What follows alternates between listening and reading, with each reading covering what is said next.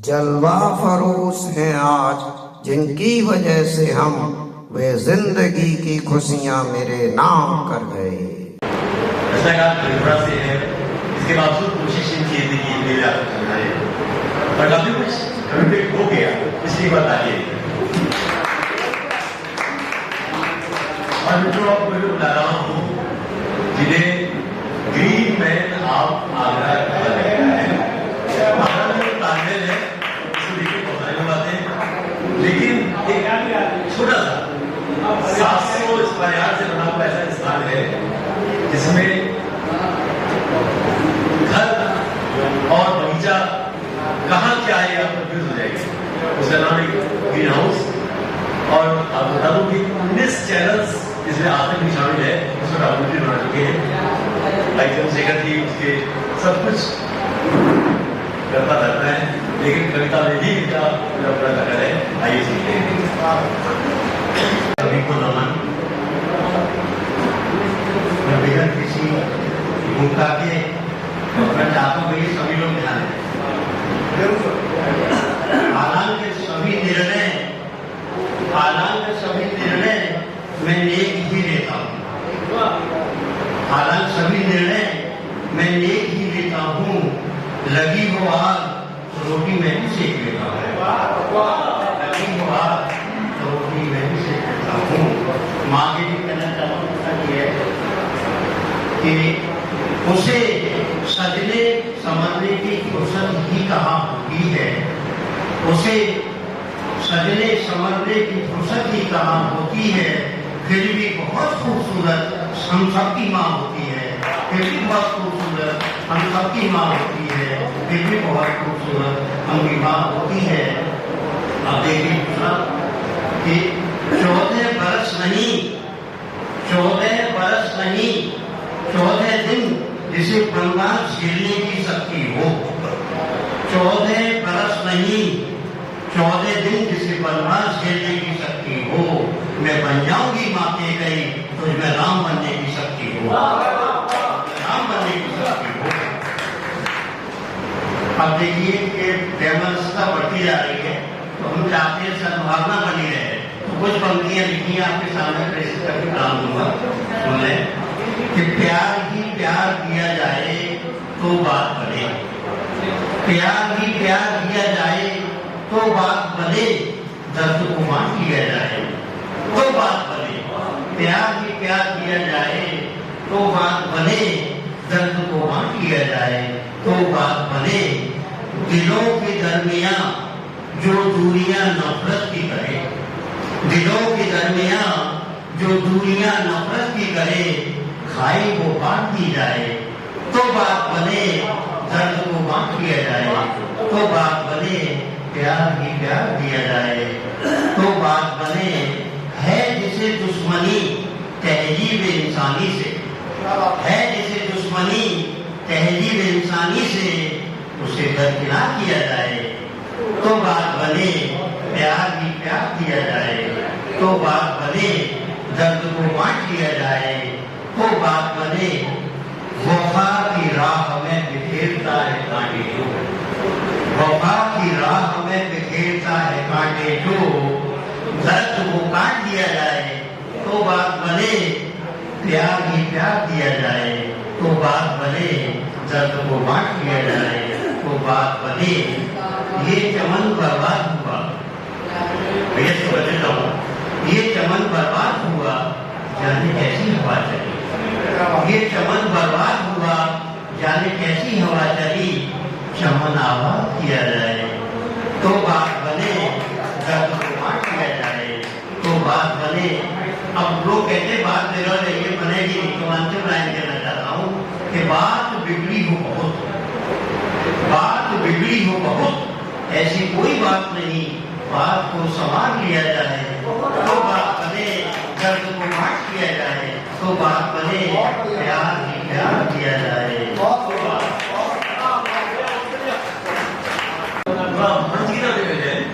रमान को आवाज दे।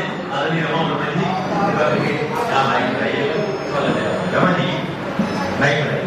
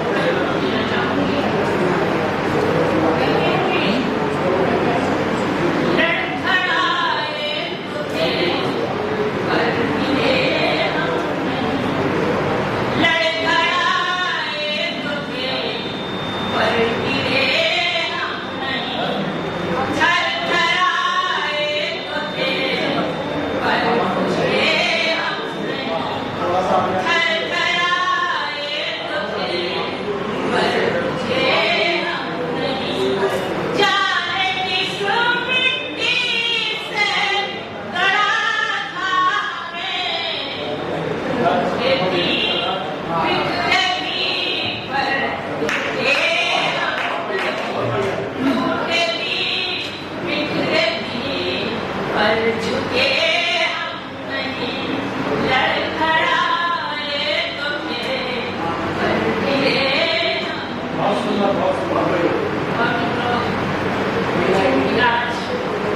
पिता की स्मृति में इतना भव्य अनुष्ठान किया है। आजकल के इस दौर में एक बेटे की तो प्रयास है नहीं है,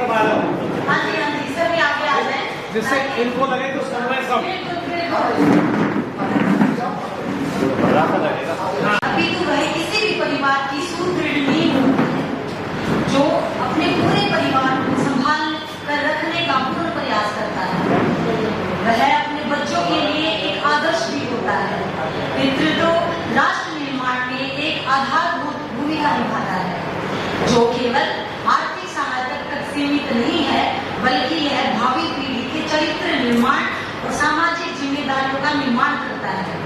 एक सक्रिय और सकारात्मक पिता बच्चों में ही नहीं, अपितु एक सुदृढ़, अनुशासित और उन्नत राष्ट्र की नींव रखता है। राष्ट्र निर्माण में पितृत्व की भूमिका बच्चों के बौद्धिक, भावनात्मक और नैतिक विकास के माध्यम से प्रत्यक्ष रूप से दिखाई देती है। तो पिता की जो भूमिका कैसे दिखाई देती है, तो सबसे पहले जिम्मेदार नागरिक का निर्माण। पिता भी अपने बच्चों को प्यार से डांट कर सामाजिक जिम्मेदारियों के प्रति जागरूक करते हैं और उन्हें सही गलत का अंतर सिखाते हैं। समाज में कैसे रहना चाहिए, समाज के प्रति योगदान देने के लिए प्रेरित करते हैं, समाज सेवा के लिए प्रेरित करते हैं, जैसे कि गरीबों की सेवा करना, पर्यावरण को स्वच्छ रखना।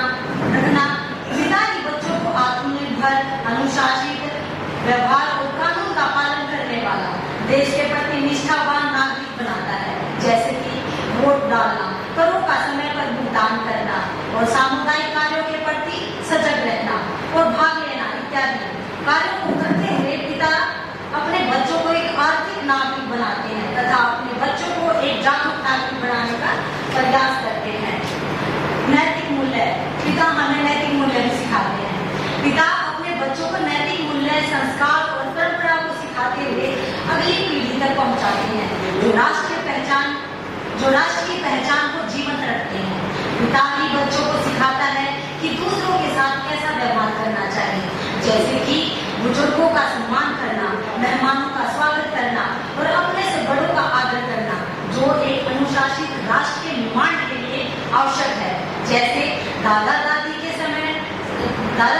साथ समय बिताने और नैतिक कहानियां सुनने के लिए बच्चों को प्रोत्साहित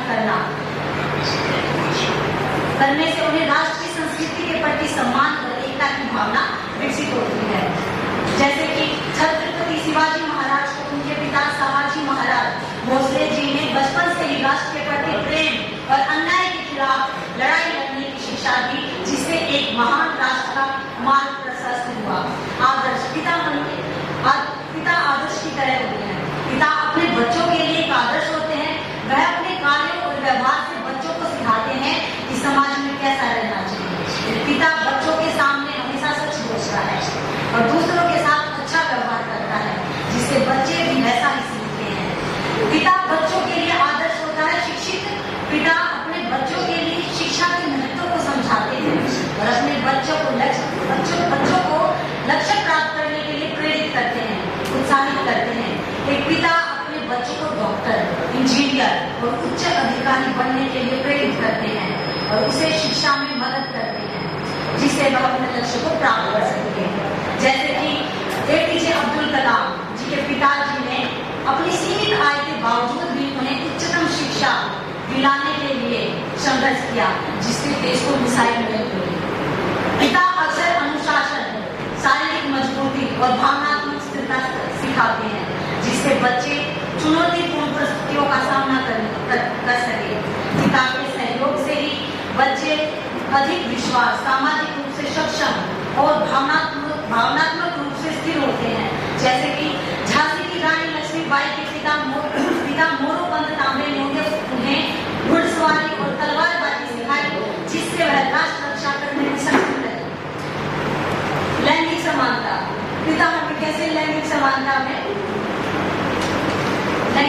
करने के लिए सिखाते हैं कि एक आधुनिक पिता बेटों और बेटियों में भेदभाव न करके दोनों को समान अवसर प्रदान करते हैं, जिससे एक समावेशी राष्ट्र का निर्माण होता है। जैसे कि घर के कामों में हाथ बटाकर और अपनी पत्नी का सम्मान करके पिता अपने बच्चों को लैंगिक समानता सिखाते हैं, व्यवहारिक पाठ पढ़ाते हैं। इन सब पहलुओं से स्पष्ट होता है कि पिता की भूमिका राष्ट्र के उत्थान में बहुत महत्वपूर्ण है। पिता एक बेहतर परिवार का निर्माण करता है और एक बेहतर परिवार ही एक महान राष्ट्र की मजबूत नींव होती है। इसी के साथ एक कविता लिखी है मैंने, पिता के कारण ये सर मैं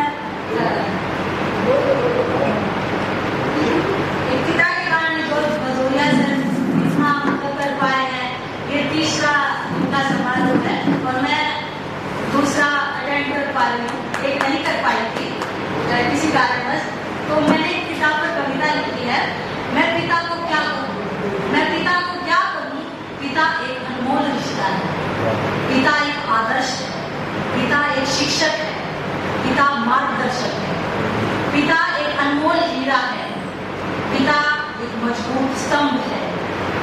पिता एक आशीर्वाद अमृत है। पिता का प्यार सागर जैसा है, जिसकी घाट में भी प्यार होता है। पिता का हाथ हमारे सिर पर हमेशा रहता है, वो साथ हो या ना हो, पिता का स्नेह शीश हमेशा हमारे साथ रहेगा। Thank you. एक गजल है,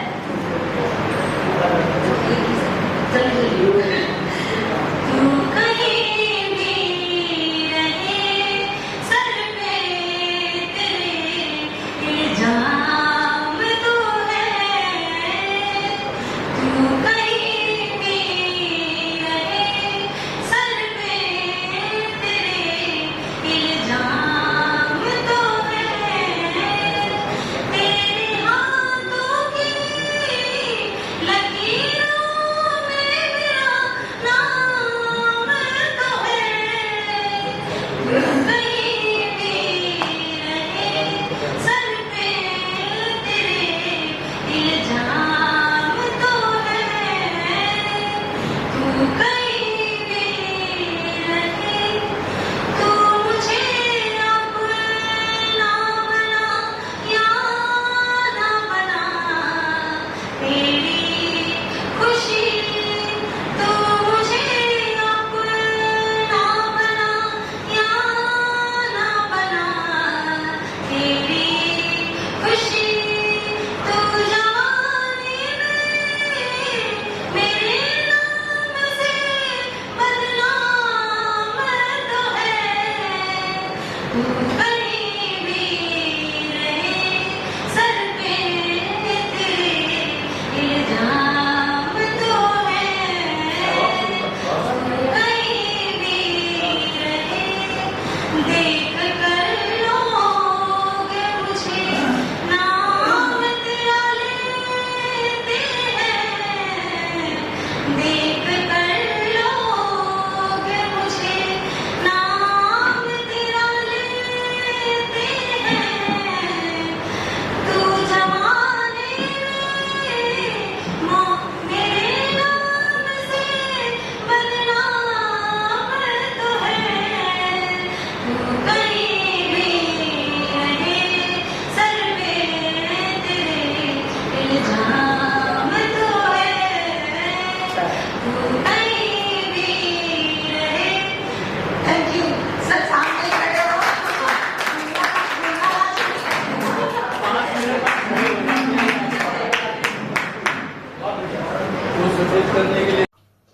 मित्रों, आशा है आपको पसंद आया होगा।